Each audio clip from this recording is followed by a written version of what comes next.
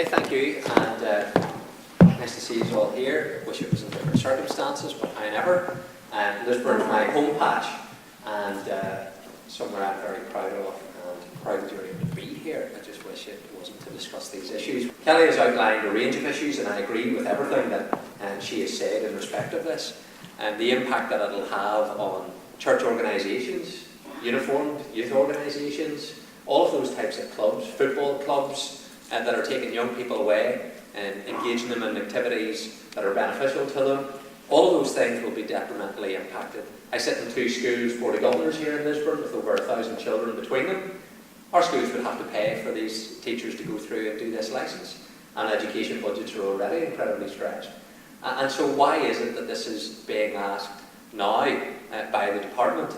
Because it flies in the face of common sense. It goes against the government's commitments that the executive entered into in the voluntary concordat, which is a document that exists that says here's what the executive wants to do with the voluntary and the community sector.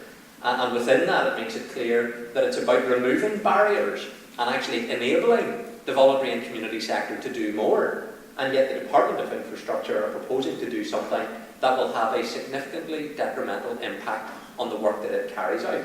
And so it flies against not just that document, but indeed the spirit of that document. And so it's important that it is challenged. One of the acts that I was able to do when I was in the Department for Communities was to get out and about and meet with so many different groups. And I could see the vital work that a lot of our voluntary and community organisations carry out. And integral to that was accessibility to transport. And this will have a negative impact on that, and will actually harm communities as opposed to improving them. I also was able to not implement an EC directive. Nothing to do with transport, it was to do with cafes and pavements, and there was one of these EC directives that were going to have an impact.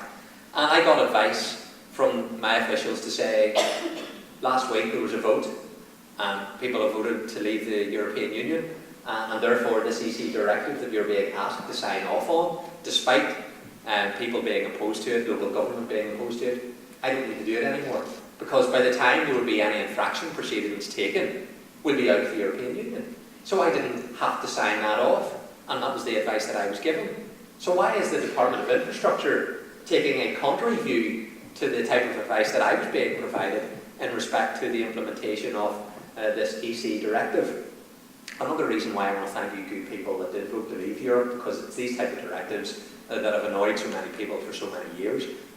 But I don't know why they're deciding now to implement this. So it's also not required in other parts of the United Kingdom. So why is Northern Ireland being treated differently?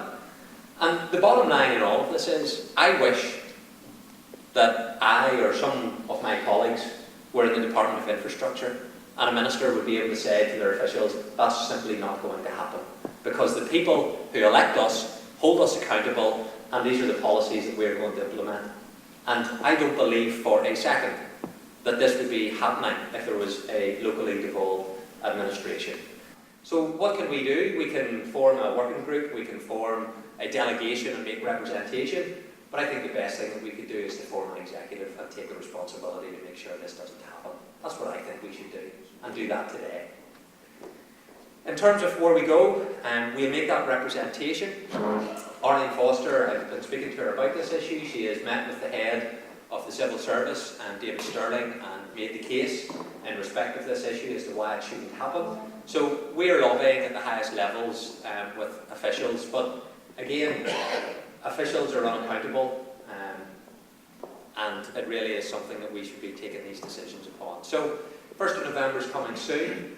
Whether we have a local assembly or if that doesn't happen, we move on. I think you need to have government in place in Northern Ireland so that there is a minister, and if that's a Westminster MP, so be it, because the people in this room shouldn't be held hostage by the failure of politicians in Stormont.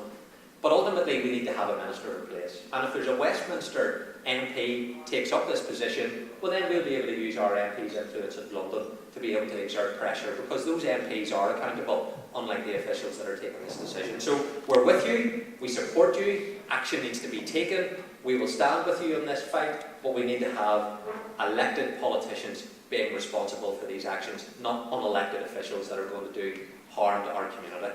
Thank you.